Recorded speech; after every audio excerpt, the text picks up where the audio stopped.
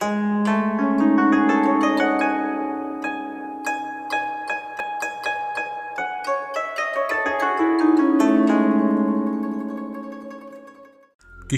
Podcast में आपका स्वागत है। श्रोतागण जो पहली बार मुझे सुन रहे हैं उनसे रिक्वेस्ट है, कृपया चैनल को सब्सक्राइब करें एवं बेल आइकन को प्रेस करें, जिनसे नई कहानियों के नोटिफिकेशन आपको मिलने लगेंगे। आज की कहानी का शीर्षक है रेत के हंस। कहानी के लेखक हैं विभूति भूषण बंदोपाध्याय। लीजिए प्रस्तुत है रेत के हंस। मिस्टर सिंह प्राचीन कुलीन परिवार से हैं। उनके पुरखों की हवेली राजपुताना के कोटा राज्य में थी। उनके परदादा राजकीय कामकाज के कारण पंजाब में आकर बस गए थे और तब से ही वह अपने जन्म स्थान से दूर थे। शाम को उनके बैठक खाने में बैठकर दीवार पर टंगी हुई उस जमाने की कवच, कुल्हाड़ी, पताका और राजपुताना समय के शस्त्र युद्ध के अभ्यास के बारे में चर्चा करना और कहानियाँ बड़े चाव से सुनना मुझे बहुत अच्छा लगता था। राजपुताना और खासकर कोटा राज्य के इतिहास के बारे में मिस्टर सिंह को बहुत गहरी और अच्छी जानकारी थी, मगर उनमें से नहीं। मैं आपको एक आश्चर्यजनक और अकल्पनीय घटना के बारे में बताऊंगा। शिक्षित और कुलीन परिवार के मिस्टर विनायक दत्त सिंह के मुंह से अगर मैं ये बात नहीं सुनता तो मैं भी इस कहानी को हंसकर उड़ा देता। ठंड के मौसम में एक दिन शाम को मैं मिस्टर सिंह के बैठक खाने में बैठा हुआ था। ठंड बहुत ज्यादा थी उस शाम। 2 प्याले गरम चाय के पीने के बाद मैं हुक्का पी रहा था। मिस्टर सिंह धूम्रपान नहीं करते। मैंने कुछ सोचकर उनसे कहा, मिस्टर सिंह, क्या आप अलौकिक शक्ति में विश्वास रखते हैं? कुछ सोचकर मिस्टर सिंह ने कहा, करता हूं।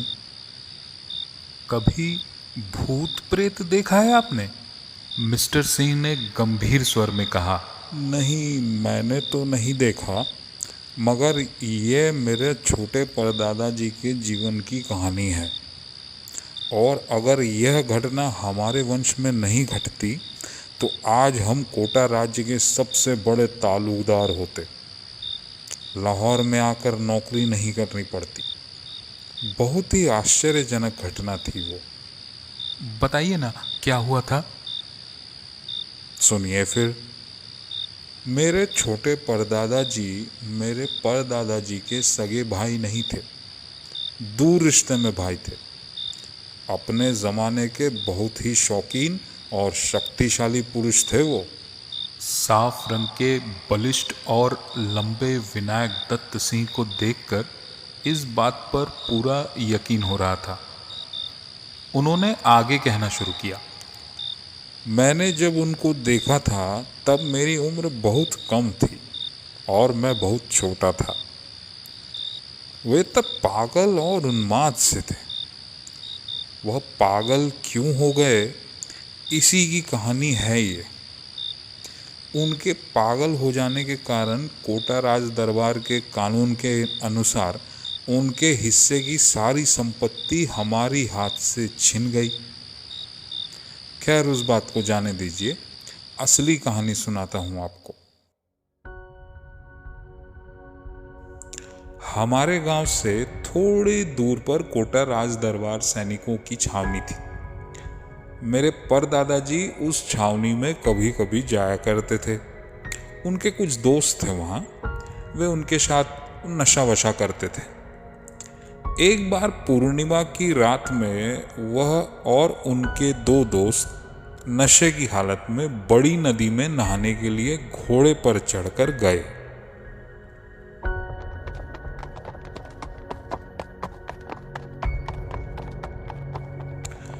बड़ी नदी रेत के ऊपर 3 शाखाओं में बहती थी।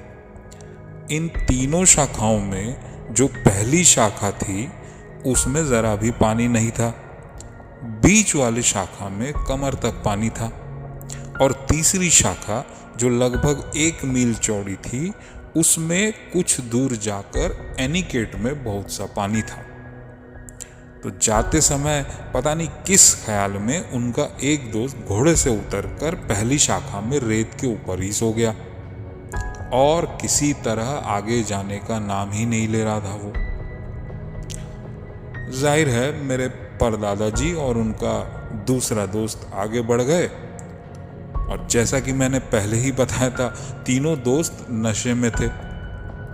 मेरे परदादा जी ने तीसरी शाखा यानी बड़ी नदी की असली शाखा के पास जाकर पीछे पलटकर जब देखा कि उनका दोस्त घोड़े से उतरकर शाखा की पश्चिम दिशा की ओर रेत के उस पार बड़े ही डर और आश्चर्य से कुछ देख रहा है। परदादाजी ने जोर से पूछा, वहां क्या देख रहे हो? दोस्त ने बिना कुछ कहे अपने हाथ को उठाकर इशारा करके कुछ दिखाया और अपनी उंगली को होठों पर रखकर मेरे परदादाजी को चुप रहने के लिए कहा। परदादाजी ने देखा एनीकेट के ठीक बीच में धुंधली सी कुछ मनुष्य की आकृति एक गोल घेरा बनाकर घूम रही थी। कुछ देर तक उनको देखकर ऐसा लगा वह जो भी थे गोल आकार बनाकर हाथ पकड़कर घूम घूम कर नाच रहे थे। उनको लगा इस निर्जन स्थान में रात के समय उन मनुष्य जैसे आकृतियों को पता नहीं चलेगा कि कोई उनको छिप कर देख रहा है। उन दोनों में से कोई भी उनके पास नहीं गया। क्यों, यह मैं नहीं बोल पाऊंगा, क्योंकि सुना था नशे के कारण ही उनको यह सब कुछ ऐसा दिख रहा है। यह सोचकर उन्होंने यह बात किसी को बताई भी नहीं थी। इस बात को 3 साल और बीत गए। 3 धाराओं वाली बड़ी नदी की तीसरी मुख्य धारा से 3 मील दूर उत्तर दिशा में मरुभूमि के बीच पानी में एक नमकीन पानी का स्रोत है। उसका नाम है नारायणी के। चारों तरफ से पहाड़ों से घिरा हुआ है। ये पहाड़ कहीं 1000 फुट ऊंचे या उनसे भी थोड़े ऊंचे हैं। इन पहाड़ों में खनिज और नमक पाया जाता था, इसीलिए कोटा दरबार से बीच बीच में व्यापारियों को पट्टे दे दिए जाते थे।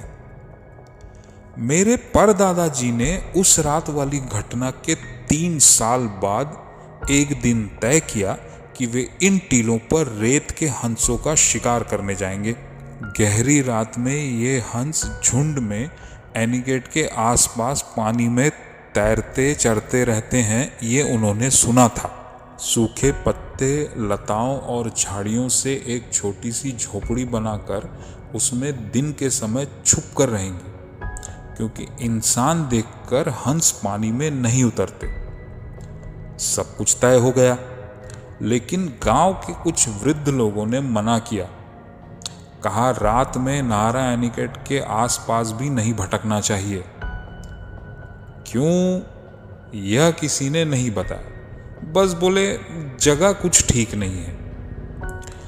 भाईजी नाम के एक बूढ़े शिकारी जो हमारी प्रजा थे, वो बोले अपनी जवानी में वे कोटा दरबार के नमक महल के पट्टेदार बनिए के पास नौकरी करते थे। नारा एनीकेट से 1 मील दूर पहाड़ों पर इस बनिए के नमक के गोदाम थे।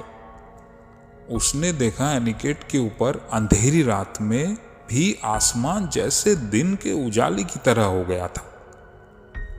अजीब सी आवाज हो रही थी एनीकेट के आसपास। रात में कोई नहीं जाता है वहां। बहुत दिनों से ही यहाँ के लोगों में डर फैला हुआ है।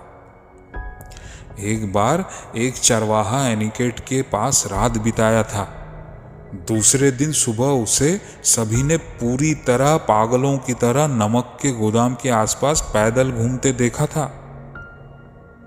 मेरे परदादाजी इन सब बातों पर जरा भी विश्वास नहीं करते थे। उन्हें बस घूमने फिरने, शिकार करने और मजा करने में ही आनंद आता था, और वह थे भी बड़े दुस्साहसी। तो उन्होंने तय किया कि रात को वहां जाकर ही रहेंगे। बूढ़े शिकारी ने उनसे कहा, हजूर, हंसों का दल अगर पानी में उतरा तो समझ लीजिए उस रात कोई डर नहीं है। पर दादाजी ने पूछा, किसका डर? बाघ का? क्या पता हजूर, मैंने सुना है उससे भी कोई भयानक जानवर हो सकता है। तू चल ना मेरे साथ, इनाम दूंगा तुझे। माफ करना हजूर, 100 रुपया देने पर भी नहीं जाऊंगा। नहारा के किनारे कौन रात बिताएगा? जान जाने का डर नहीं है, हम लोग शिकारी हैं, बाघ से डर नहीं लगता मुझे। इन्हीं हाथों से बाघ का शिकार किया है मैंने। हजूर, बाघ से भी भयानक क्या कोई जानवर इस दुनिया में नहीं है? मेरे परदादाजी नाहरा एनीकेट का रास्ता ठीक से नहीं जानते थे। उसी समय परदादाजी शिकारियों के गांव से 7-8 मील पैदल चलकर एक छोटे पहाड़ को पार कर समतल मैदानी इलाके में पहुंचे। दूर एनीकेट का नमकीन पानी सूर्य की तेज रोशनी में चमक रहा था। जीव जंतु प्राणी कोई भी नहीं था वहां। दिन ढलने में अभी काफी समय था। उसी समय परदादाजी एनीकेट के किनारे पहुंच गए और किनारे पर ही सूखे पत्ते और घास फूस से एक छोटी सी झोपड़ी बना लिए, ताकि उसकी आड़ में वह बंदूक लेकर छुप सके और हंसों का दल उन्हें देख भी ना पाए। दिन की धूप चली गई और शाम ढल आई। पहाड़ों के पीछे से चांद भी दिखने लगा। जंगली तोते का एक जोड़ा पानी में उतरा और उड़ गया, और फिर उतरकर एनीकेट के किनारे रेत पर बैठ गया। वह जगह परदादाजी से 100 गज की दूरी पर था। इतने दूर से बंदूक का निशाना नहीं लगेगा, वह भी इस अंधेरी रात में। तो परदादाजी ने मन ही मन सोचा, देखते हैं वह लोग थोड़ा करीब आते हैं कि नहीं, या और भी हंसों का दल पानी में उतरता है या नहीं। एक शिकारी में सबसे अच्छा गुण होता है उसका धैर्य। हंसों की तरफ ध्यान लगाकर बैठे रहना ही ठीक है। लेकिन ठीक उसके बाद परदादाजी ने पलक झपकाकर 2-3 बार अपनी आंखें साफ की। थोड़ा अफीम का नशा जरूर है, लेकिन उसके कारण अभी से सब कुछ इतना अजीब कैसे दिख सकता है? उसके बाद जो हुआ उस पर विश्वास करना या नहीं करना, यह आपके ऊपर है मिस्टर बैनर्जी। यह कहानी मैंने अपने पिता के मुंह से कई बार सुनी है, और यह कहानी हमारे ही वंश की है, तो इसको मैं बनाकर या झूठ बोल रहा हूँ यह मत समझ लेना आप। वह हंस साधारण हंस की तरह नहीं थे, बहुत बड़े थे, बहुत बहुत ही बड़े थे। उनका चलना फिरना हंसों की तरह नहीं था। उसके बाद लगा वह लोग तो हंस ही नहीं थे, इंसानों की तरह ही दिख रहे थे। पर दादाजी ने फिर से अपनी आंखें साफ की।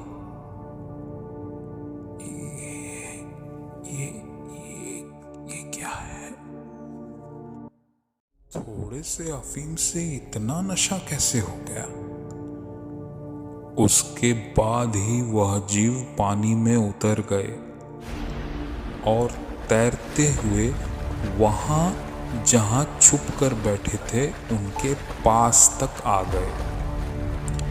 अंधेरी रात में उस निर्जन जगह पर दादाजी ने देखा कि वह तो सच में हंस ही नहीं थे। सफेद पोशाक में सुंदर सी लड़कियों का पूरा समूह था। बहुत देर तक वे आपस में पानी में खेल खेलती रही। राजहंस की तरह पानी में शांत होकर तैरने लगी। उसके कुछ देर बाद, कितनी देर बाद ठीक पता नहीं, क्योंकि परदादाजी को उस वक्त समय का बिल्कुल भी अंदाजा नहीं था, सभी एक एक करके आसमान में उड़ते हुए गायब होती चली गई। एनिकेट के किनारे की हवा तब भी उनकी शरीर की महक से भरी हुई थी। पर दादाजी अपने शरीर पर चिमटी काटकर देखे कि वह सचमुच होश में है कि नहीं। तब तक उनके अफीम का नशा टूट चुका था। थोड़ी देर बाद वह भी उठकर एनिकेट के किनारे से पहाड़ की तरफ आ गए। वहां से चलकर शिकारियों के गांव में पहुंच गए। बूढ़े शिकारी भाईजी ने उनसे पूछा, हजूर, कल हंस पानी में उतरे थे क्या? पर दादाजी ने झूठ कह दिया। हंस पानी में उतरे जरूर थे, लेकिन वह एक का भी शिकार नहीं कर पाए। अब सुनिए उन्होंने झूठ क्यों कहा था।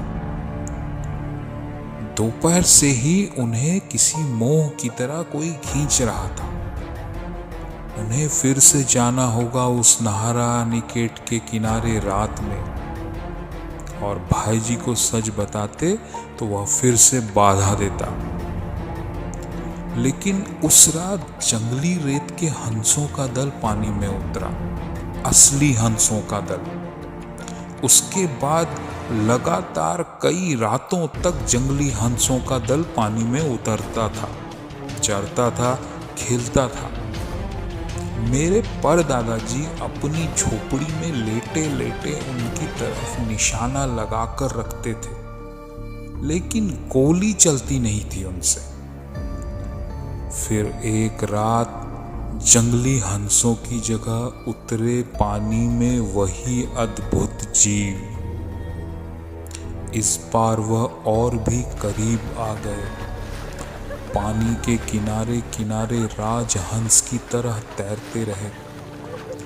उनका अपूर्व सुंदर चेहरा परदादाजी के सामने न जाने कितनी बार आया। भोर होने में ज्यादा वक्त नहीं है, लेकिन अब भी अंधेरा है। मेरे परदादाजी पता नहीं क्यों नशे में या होशो हवास में झोपड़ी से निकलकर पानी के किनारे चले गए। शायद उनमें से एक को पकड़ने गए थे।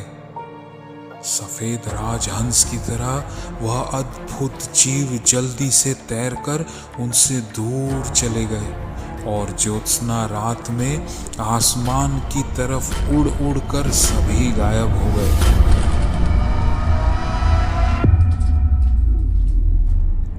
दूसरे दिन दोपहर को मेरे परदादाजी को एनिकेट के किनारे रेत पर पागलों की तरह लक्ष्यहीन घूमते हुए देखा गया।